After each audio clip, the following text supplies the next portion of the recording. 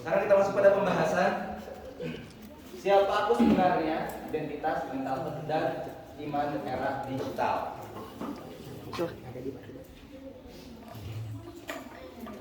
Banyak dari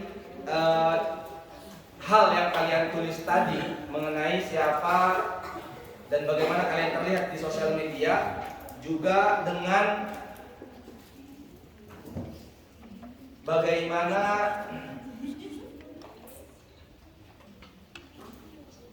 banyak di antara kita yang berbeda antara dirinya di sosial media dengan dirinya di kehidupan nyata. Ini yang akan kita bahas di pertemuan kita kali ini. Soalnya tolong dibagikan atau di dalamnya ya. Langsung aja bagikan ke orang yang tolong. Mesti ditanya aja. Ada nggak? Nah, teman-teman sekalian, kita ini hidup di zaman dimana semua orang bisa terlihat bahagia, tetapi banyak yang diam-diam hatinya itu, perasaannya itu sangat rapuh. Mungkin kita lihat dia sebagai sosok yang ceria, yang dia selalu berupaya untuk, saya nggak mau terlihat sebagai orang yang lemah, saya nggak mau terlihat sebagai orang yang cengeng, saya nggak mau terlihat sebagai orang yang selalu sedih dan sedih terus-menerus. Tapi saya ingin selalu terlihat ceria. Dia ingin berusaha menampakkan dirinya sebagai orang yang ceria, padahal sejatinya perasaannya itu sangat rapuh. Kita akan membahas yang pertama dari pembahasan kita di pagi hari ini atau siang hari ini.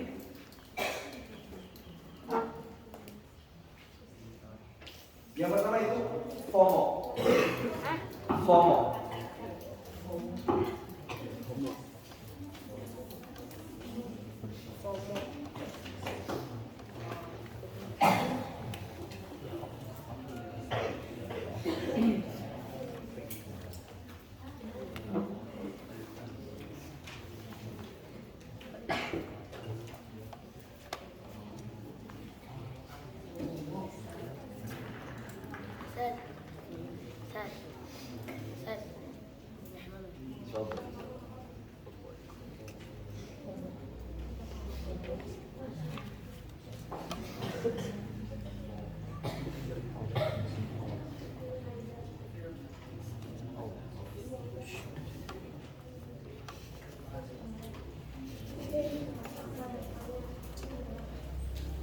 FOMO.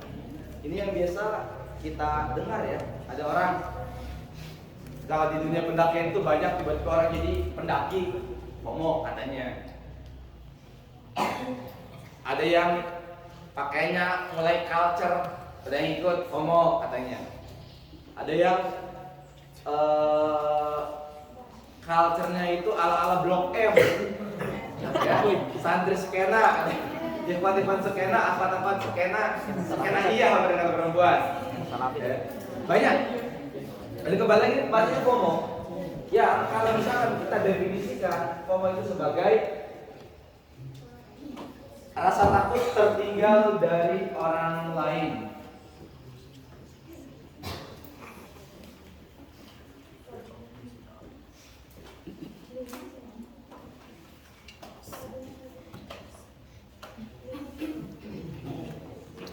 Rasa takut tertinggal dari orang lain. Ini penjelasan dari FOMO. Rasa takut tertinggal dari orang lain.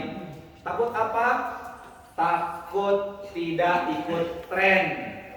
Saya di pondok selama kurang lebih 6 tahun, gak pegang sosial media, gak bisa aktif di sosial media. Akhirnya dia takut pulang ke rumah ketinggalan tren. Dan ini terjadi. Banyak teman-teman sekalian yang merasa dia berupaya jangan sampai tertinggal tren yang baru hits kemarin. Apakah dari pakaian, yang outfit, apakah dari skincare, apakah dari gerakan goyang-goyang, joget dan sebagainya. Banyak. Atau dia takut tidak tahu gosip terbaru. Apa ya gosip terbaru saat ini? Artis siapa yang lagi cerai? Artis siapa yang lagi bermasalah, dia takut tertinggal gosip. Dan takut tidak ikut nongkrong. Kalau misalkan nggak nongkrong nggak keren. Nggak nongkrong itu artinya cupu. Nggak nongkrong itu artinya nggak cool katanya. Atau merasa, dan ini yang banyak yang kita rasakan, merasa bahwasanya hidup orang lain lebih seru. Siapa yang merasa hidup orang lain lebih seru? Banyak ya? Ikhwan angkat tangan, gak usah malu-malu. Gak usah malu-malu, Anda yakin ada kok. Gak usah malu-malu, kalian bisa malu-maluin kan? Bisa. Angkat tangan. Virus, angkat tangan. Akbar, Yasir, siapa namamu? Azwar, Hafid, banyak yang merasa kayaknya hidup orang lain itu lebih senang deh, lebih happy, dan saya pengen kayak dia. Karena apa? Karena kita belum menemukan jati diri kita masing-masing. Dan ini akan kita bahas bagaimana cara kita menemukan jati diri kita. Yang pertama, ini banyak sekali permasalahan-permasalahan yang terjadi zaman sekarang, di antaranya FOMO. Akibat dari FOMO ini, karena kita berbicara di era digital, sering buka sosial media tanpa sadar. Misal, kita berbicara tentang masih bulan Ramadan, pulang ke rumah, dan yakin nanti mau jam sekian, mau tadarus, jam ini mau belajar, jam ini mau main, jam ini mau ini. Kita ngambil contoh mau baca Quran. Yang pertama pada subuh misal, pada subuh baca Quran kan? Saya nggak mau baca Quran di HP, di Quran aja. Bagus ya, salah ya. Dia baca Quran di HP. Ketika baca satu ayat, kemarin tuh ada ini, ada pesan WhatsApp belum terbalas. Buka WhatsApp. Balas, habis balas, beralihlah ke Instagram. Beralihlah ke TikTok. 20 menit, 30 menit, 1 jam dihabiskan di depan layarnya untuk scroll sosial media tanpa dia sadari. Terjadi apa terjadi? Enggak, anak tantangan. Enggak mungkin. Pasti kita tuh enggak sadar, tiba-tiba udah 1 jam, apalagi yang main game. 1 ronde aja lah, kalah. Nambah lagi 1, kalah lagi. Nambah lagi 1 lagi, kalah lagi. Nambah lagi, dilempar HP-nya. Dan terjadi, subhanallah, teman-teman aku lagi main game. Kita waktu di ada tempat lari gitu kan. Itu lagi tribun, dia main game. Ramadan, main game, kalah, dilempar ke lapangan. Frustasi. Dan anda yakin kalian pun sama, pasti ketika ngalahin itu ya kan? Ngerasa baik. Dan juga di antara efek dari FOMO ini, kita gelisah kalau belum update info terbaru. Gelisah, ada info ini, aduh kita belum update. Atau dia merasa malu ketika misalkan teman-teman cerita, tahu nggak kemarin artis ini sama artis ini cerai? Tahu nggak kemarin ada ini? Tahu nggak kemarin artis salah satu boyband ini gantung diri? Ketika dia dengar dan dari teman-teman jadi merasa, aku nggak tahu ya. Cemas dia, karena apa? Belum update. Kemudian dari FOMO juga akan berakibat sulit menikmati momen sendiri. Dia sibuk dengan momen orang lain, selalu memperhatikan orang lain, selalu memperhatikan bagaimana orang lain, tetapi dia tidak bisa menikmati dirinya sendiri. Kemudian yang kedua dari permasalahan yang akan kita bahas di sini adalah overthinking.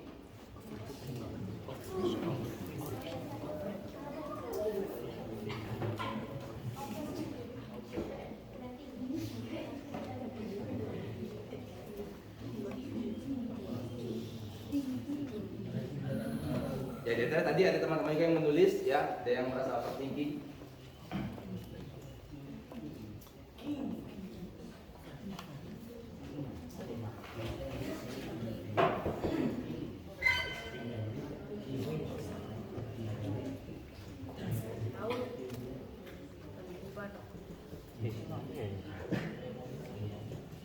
Insya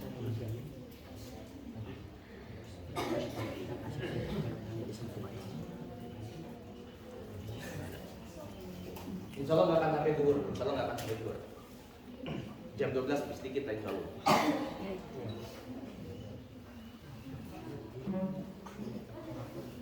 Overthinking dia berpikir berlebihan tentang hal yang belum terjadi. Tentang hal yang belum terjadi.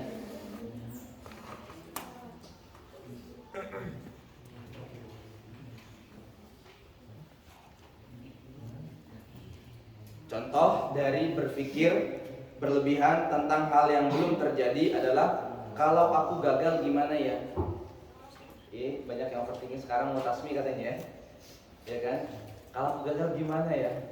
Kalau misalkan banyak salah gimana ya? Terlalu berlebihan dalam memikirkannya.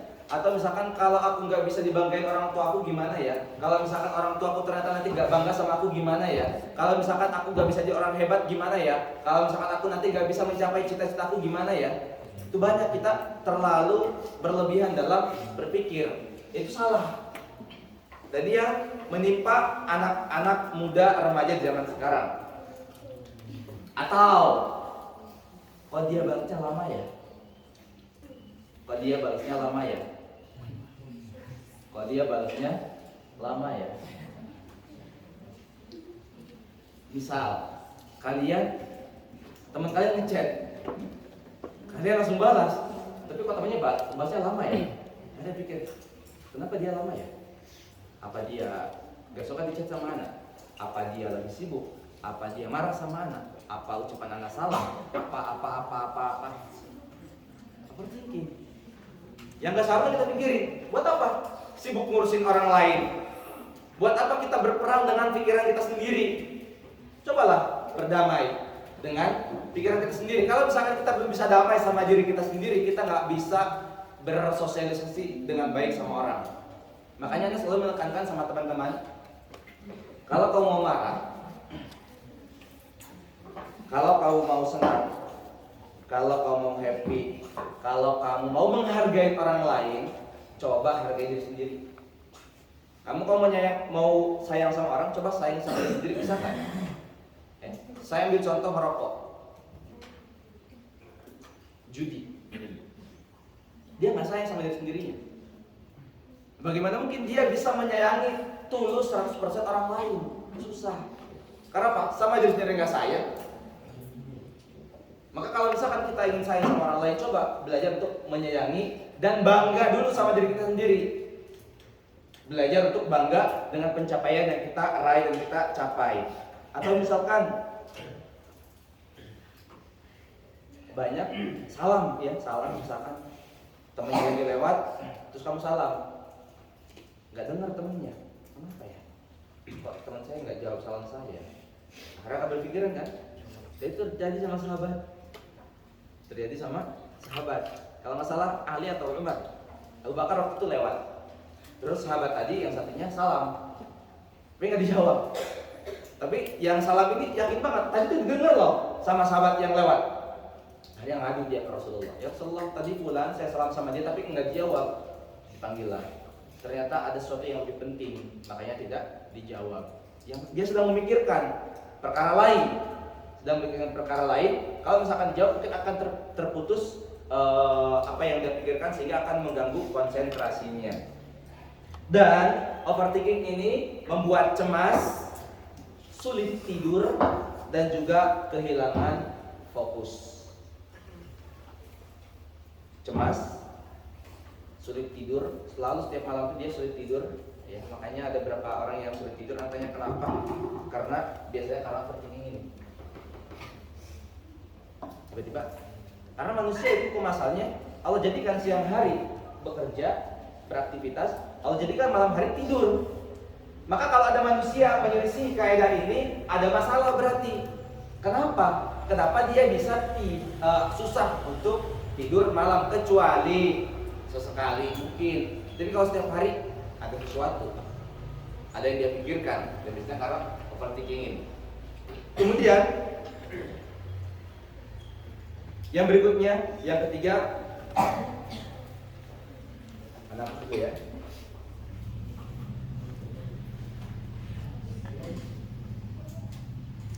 Yang ketiga adalah comparison trap. Jebakan perbandingan.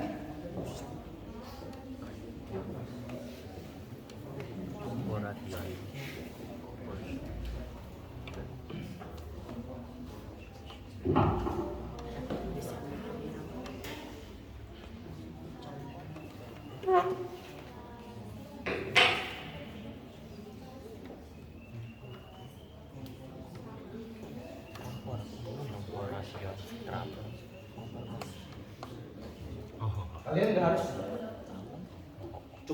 jangan mencukupi mencatat apa yang anak tulis papan tulis, apa yang sampaikan dari keadaan-keadaan atau efek dari beberapa tadi FOMO, kemudian overthinking, sekarang comparison trap.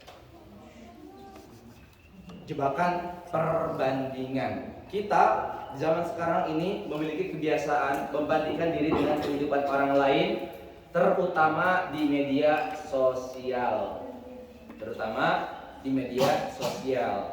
Mungkin kaum pria melihat di sosial media itu, kok anak-anak seumuran saya kok udah bisa punya mobil ya, kok udah bisa punya rumah ya, kok udah bisa jalan-jalan ke luar negeri ya, kok bisa. Dia membandingkan diri dengan orang lain.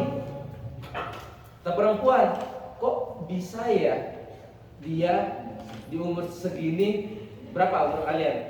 17, 18? Jauh ya?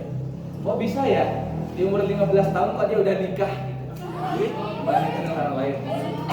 Kok bisa ya dia di umur sekian sudah bisa menghafal 30 juz? Itu kita harus untuk memiliki rasa keinginan yang sama. Kok bisa ya melihat di sosial media, kok bisa ya dia punya gamis yang banyak dan bagus-bagus lagi gamisnya, lucu-lucu lagi gamisnya. Kok bisa, dan selalu kok bisa. Kok bisa ya artis, bukan artis, beruntung banget misalkan artis ini ketemu sama artis ini, dia juga selalu ingin dan selalu membandingkan kehidupan saya dengan kehidupan dia, gak akan pernah selesai. Makanya kata Rasulullah SAW, unzuru la tanzuru ila man huwa unzuru ila man huwa asfala minkum wa la tanzuru ila man huwa fawqakum. Lihatlah orang yang di bawah kalian, jangan lihat yang di atas kalian. Lihat kalau orang di bawah kalian makan di pondok, apa sih makanan paling kalian gak suka?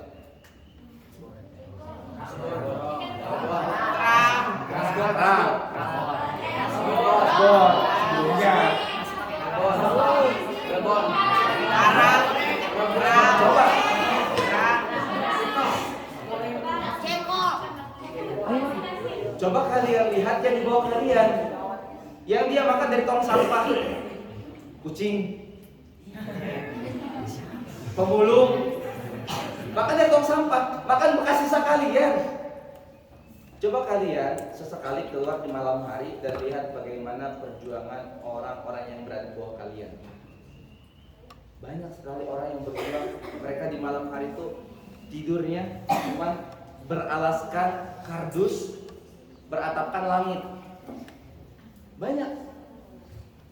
Kalian tidur, masya Allah, tidur di ranjang, tidur di kasur yang empuk, ada bantal, ada guling, ada selimut. Apalagi di kamarnya ada AC, ada TV di kamarnya, snacknya penuh, kamar mandinya di dalam, skincare penuh, semua ada. Di sisi lain ada orang-orang yang di bawah kita ekonominya, mereka subhanallah nggak pernah mengeluh. Coba sesekali kalian kalau buka sosial media, kalian pulang nanti, kalian lihat, ini pesan dari anak, kalian cari di pencarian video perjuangan seorang ayah dalam bekerja. Kalian cari video perjuangan seorang ayah dalam bekerja. Ada yang buta ngangkut semen, buta. Ada yang sampai dimakan buaya, ada yang sampai dibunuh.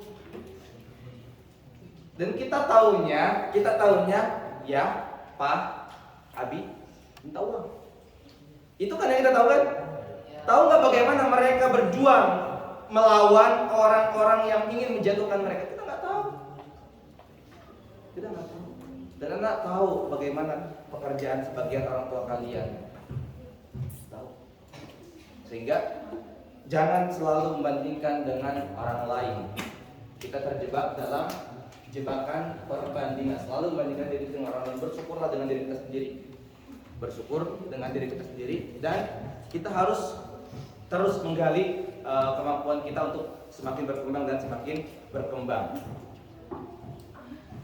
Masalahnya yang kita lihat adalah kehidupan orang lain, pencapaian orang lain, bukan perjuangan.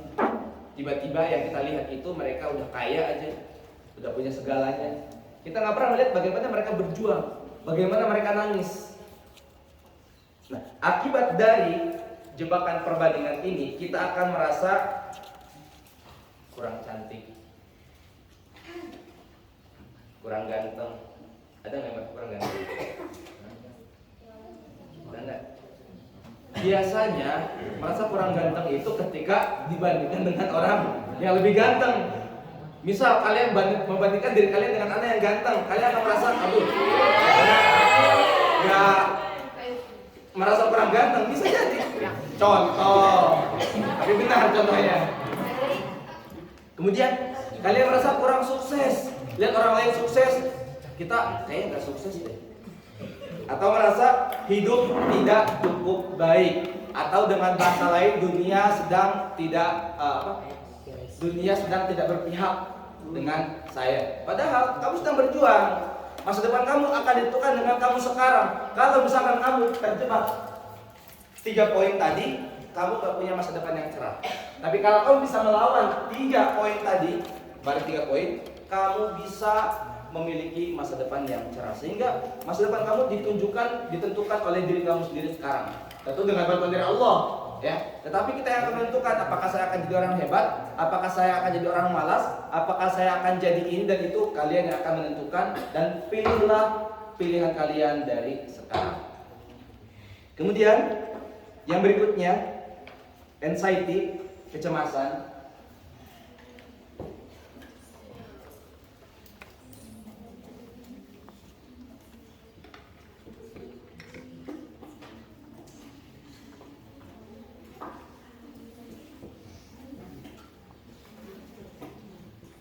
Kecemasan.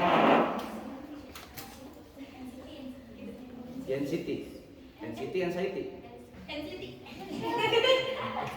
Oke. Perasaan takut.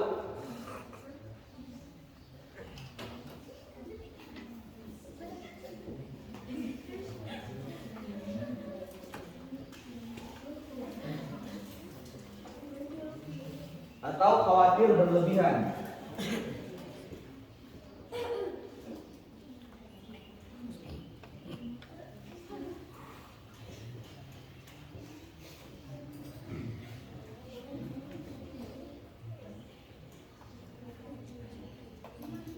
Terhadap masa depan atau penilaian orang lain.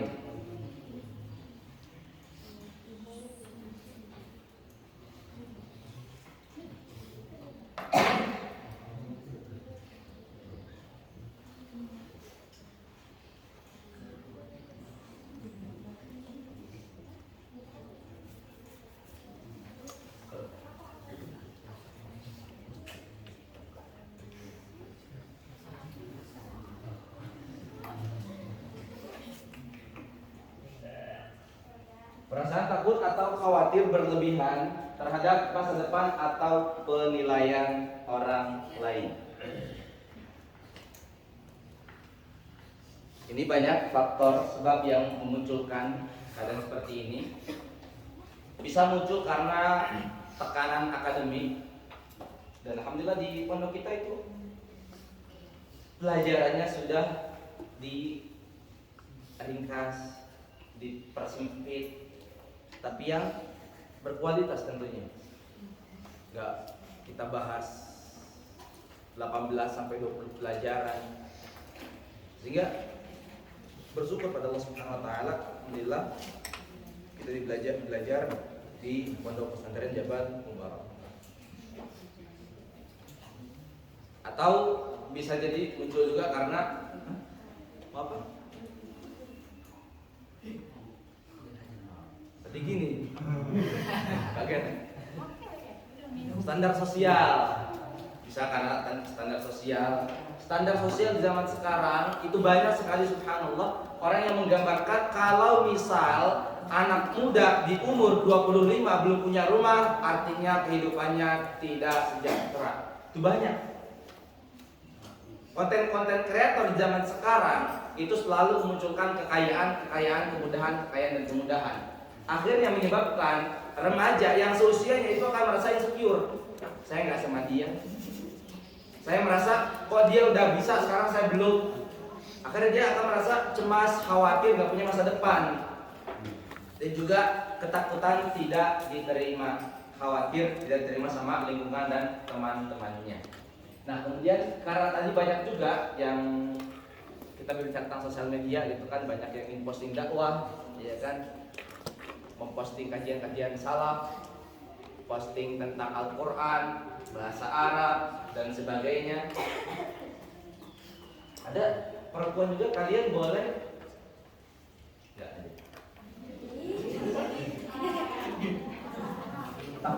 Takut salah dipahami sama anak.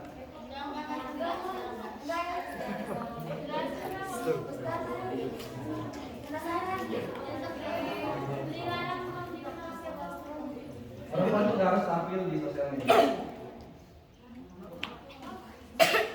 Siapa yang mengharapkan perempuan tampil di sosial media? Ada?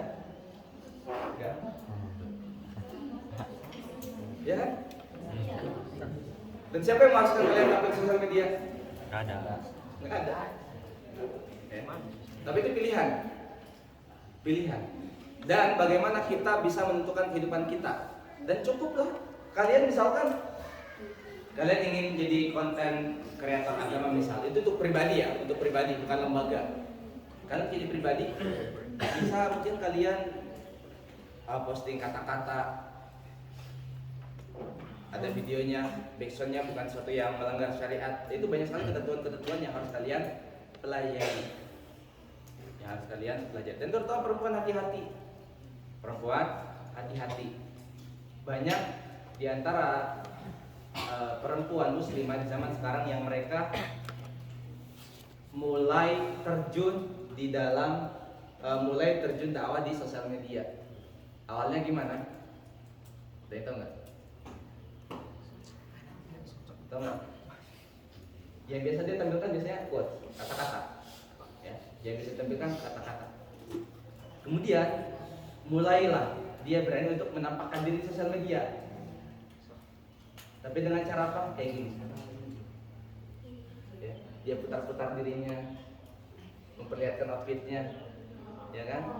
Atau ditutup wajahnya, di-blur. Dan subhanallah, Anda melihat seorang perempuan dari luar negeri pakai cadar. Anda lupa cadar atau burqa. Kalau burqa itu yang tertutup, ya. Kemudian mulai dia pakai niqab, cuman kelihatan matanya. Kemudian berkurang lagi kelihatan wajahnya. Mulai lagi makin pendek kerudungnya, kerudung Fir'aun. Ya, tahu kerudung Fir'aun? Segimana? Gini, kerudung Fir'aun, gitu kan? Kalau kalian kan soal lebar, kerudung Fir'aun cuman sedada. Ya mungkin yang pernah lihat Fir'aun, ada yang pernah lihat? Enggak ya? Ya digambarkan seperti itulah, pendek, gitu kan? Subhanallah, sampai dia nggak pakai kerudung. Karena apa? Ini akan kita bahas yang kelima.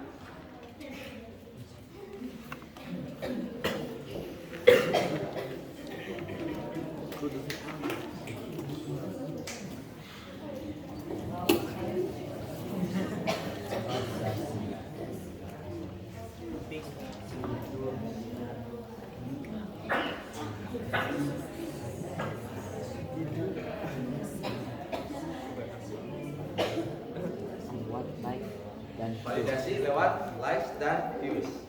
Dan ini yang menjadikan orang-orang tadi berubah. Yang tadinya niatnya untuk dakwah berubah menjadi menjatuhkan marwah.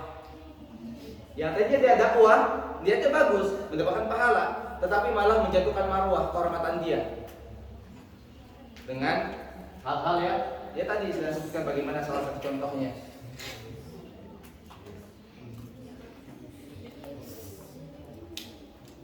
Dan tentunya yang siapa konten kreator di sini angkat tangan ikut? Konten kreator Jabar. Angkat tangan dong. Angkat tangan, apa yang kalian malu? 1, Jabar. 2, 3, 4, 5. Yang tinggi dong. 6, 7. Yang bangga, jadi konten kreator yang bangga. Ya, tapi bermanfaat. Ya, harus bermanfaat. Apa konten kreator angkat tangan? Semuanya. Ya coba angkat tangan. Oh ya, semuanya. Baik, yang ini saya tanyakan pertanyaannya. Pertanyaannya, apa hal apa yang paling kalian senangi saat menjadi content creator? Duit. Duit. Banyak Banyak duit. banyak like-nya, banyak yang share, banyak yang komen. Dan semakin misalkan kamu ambil contoh saja perempuan tadi yang kita bahas, dia awalnya posting agama, ya. Kemudian ketika dia mulai membuka, tambah naik viewsnya, dibuka lagi, tambah naik lagi, dibuka, tambah naik lagi. Dan kalau kalian perhatikan yang banyak like, yang banyak yang nontonnya itu yang terbuka. Iya apa iya? Iya. Nah itu ujian. Ikhwan. Misal, apa contohnya ya? Ikhwan. Ada.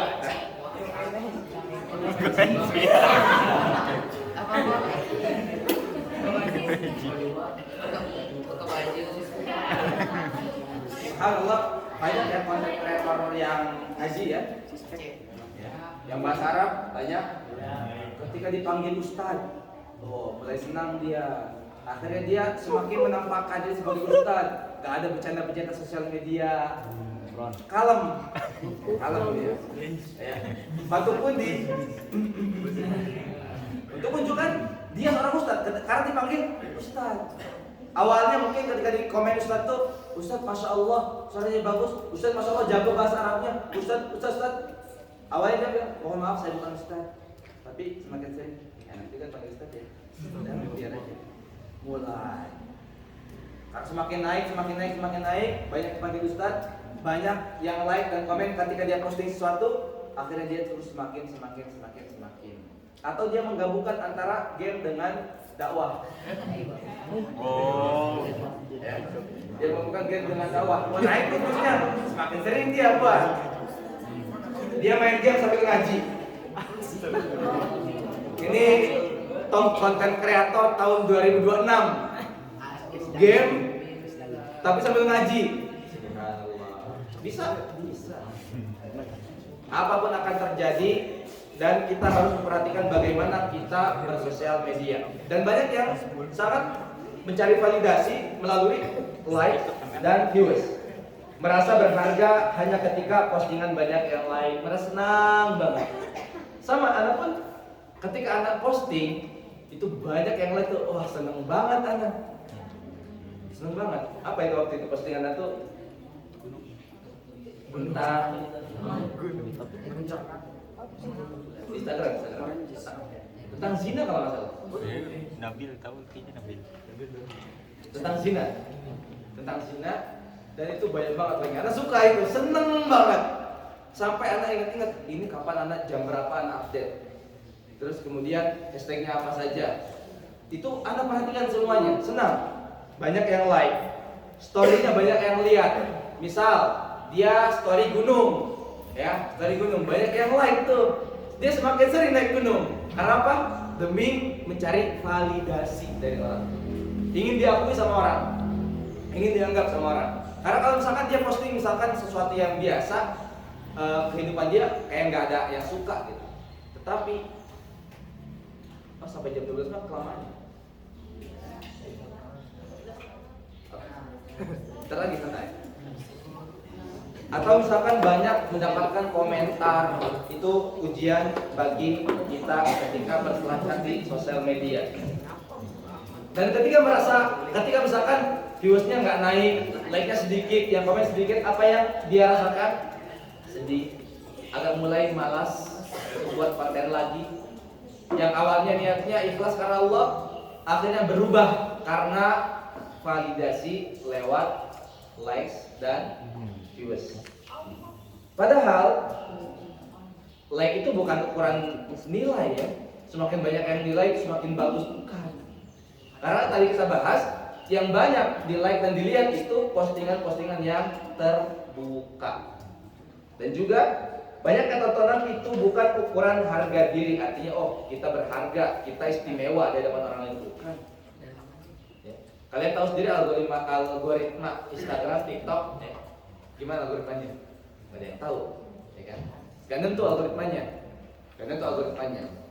Nah, sehingga memang mungkin kita lagi dikasih 1 kali, 2 kali untuk ditampilkan. Dan subhanallah, kebanyakan yang ditampilkan itu kalau kalian perhatikan sosial media, yang ganteng-ganteng dan yang cantik-cantik. Ya enggak? Sedikit sekali yang gak ganteng dan gak cantik. Mohon maaf, dalam artian kurang. Karena apa? Karena lucu. Modalnya apa? Lucu. Tok ya. Gak ada kata setelahnya. Artinya apa? Kebanyakan itu ditampilkan yang ganteng dan yang cantik, dan itu yang membuat diri kita insecure, membuat diri kita merasa kurang dibandingkan orang lain. Akhirnya kita berupaya untuk mencari atau menjadikan mereka sebagai perbandingan dalam kehidupan kita.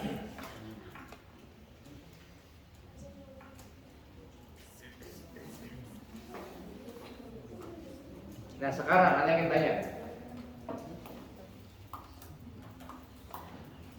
Antum, ya, apa yang paling sering bikin kamu insecure?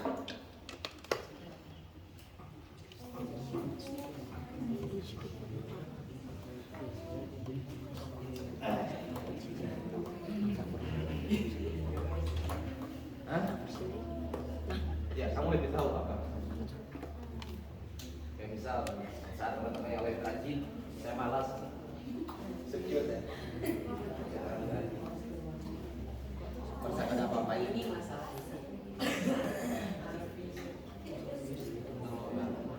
Hah? Kalau lomba, kamu merasa insecure, good.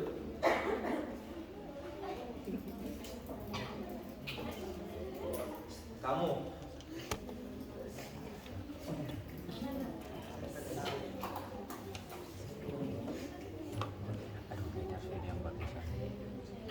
siapa jawaban kalian?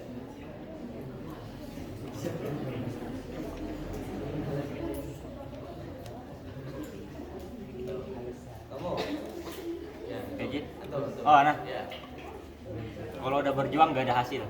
Kalau udah berjuang gak ada hasil, merasa insecure, merasa sia-sia perjuangannya. Kamu?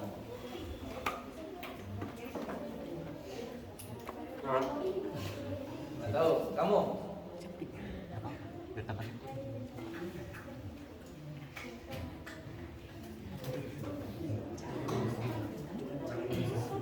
Kurangnya usaha, melihat teman-temannya berusaha semaksimal mungkin, saya ngerasa usaha saya kok segini-gini aja gitu. Ngerasa udah mentok usahanya padahal belum. Kamu? Ya. Nah.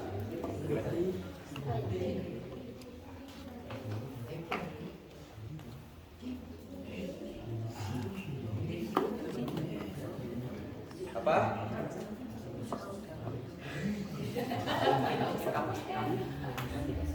Kamu? Ya.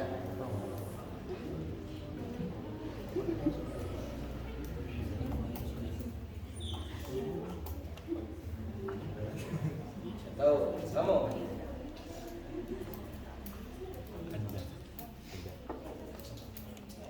Kamu.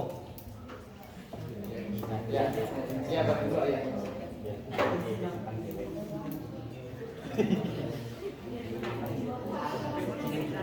Pak, Abang nggak masuk-masuk, lihat teman-temannya tiba-tiba maju, selalu siap. Giliran saya, kok nggak masuk-masuk ya? Kamu, ya yang di belakang. Ya kamu yang di belakang. Nah, ya.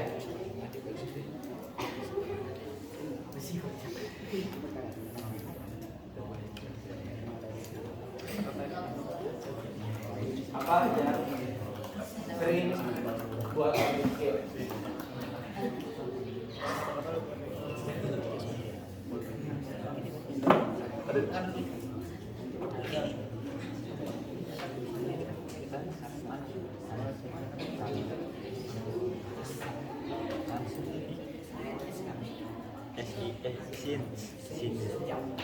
Apa?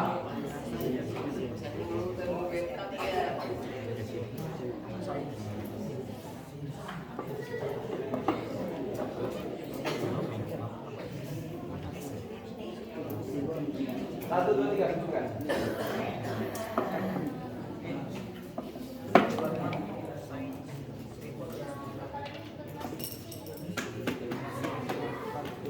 Kepalanya cepat masuk. Apa katanya?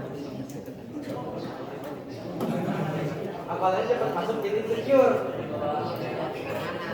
Gimana tuh? Ya, udah diam.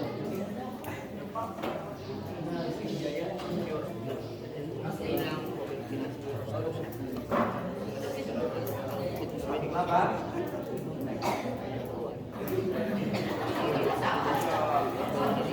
Kamu? Ya.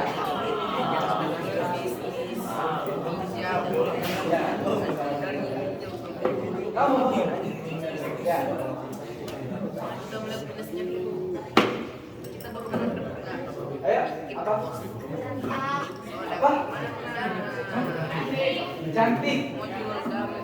Insecure orang lain lebih cantik gitu. Laki-laki. Ada cantik gak? Ada. Ada.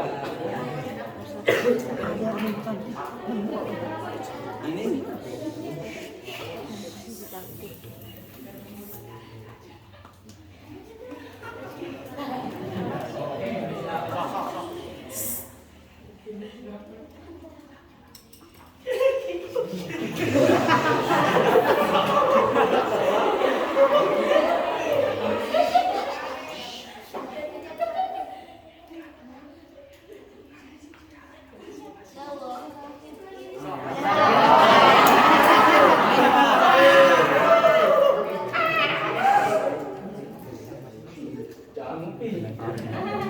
Bawa negara itu.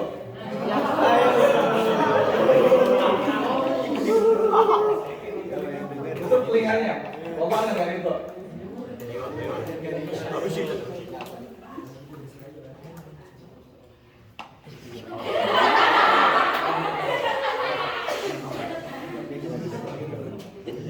Jangan lupa ya. Oh, jangan kuping. Kita yang jangan kuping. Oh, gak kedengeran gue. Sibuk kita.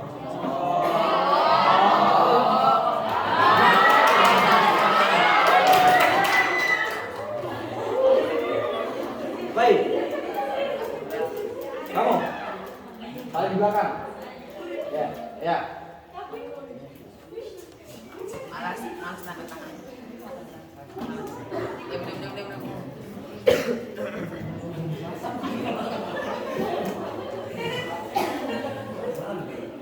Apa?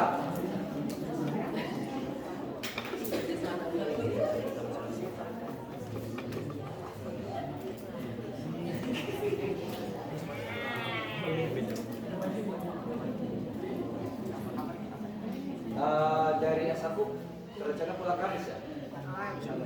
Kamis kapan? Sekarang. Sore. Kapan? Kan sore?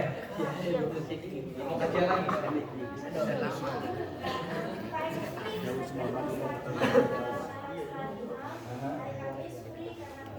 Oh iya.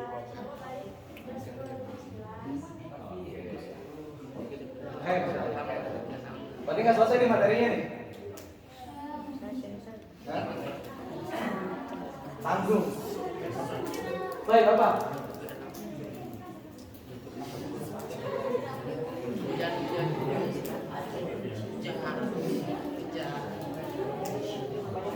Ini anak tanya sama kamu, jangan tanya ke orang lain.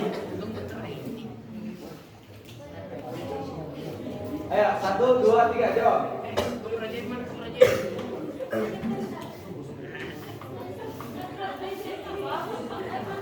Kenapa?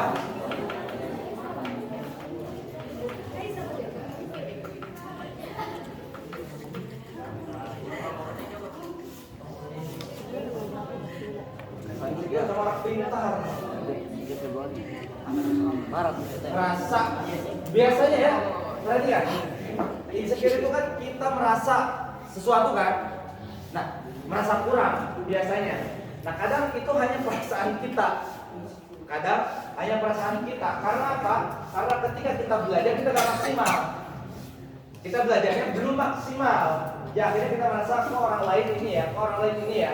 Atau misalkan dalam hal pekerjaan kok orang lain gesit ya, kok orang lain ini ya.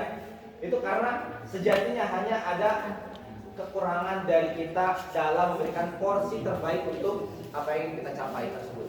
Dalam belajar misal kita merasa saya udah segini, udah mentok, padahal masih bisa loh. Masih sangat bisa kita untuk mengupgrade diri kita menjadi lebih baik lagi. Ya. Terakhir belakangnya ini. Yang kedua, baris kedua. Baris ketiga nih. Ya. Nah, ini kan 1, 2, 3. Ya.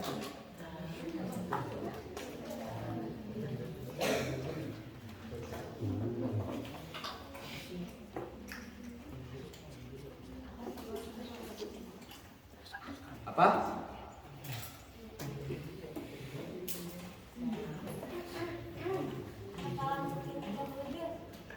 Apa?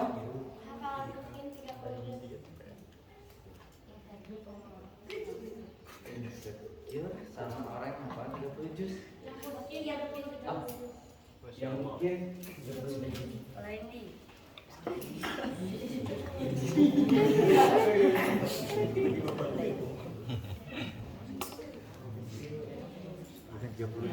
insecure sama orang yang hafalannya mungkin 30 juz. Kita juga bisa, kamu juga bisa, dan semua orang bisa. Hanya tinggal bagaimana kita mengejar apa yang kita inginkan. Kalau misalkan kita mengejar, para ulama itu mengatakan salah satu cara untuk menghafal dengan kuat. Ada banyak cara untuk menghafal Al-Quran. Di antaranya adalah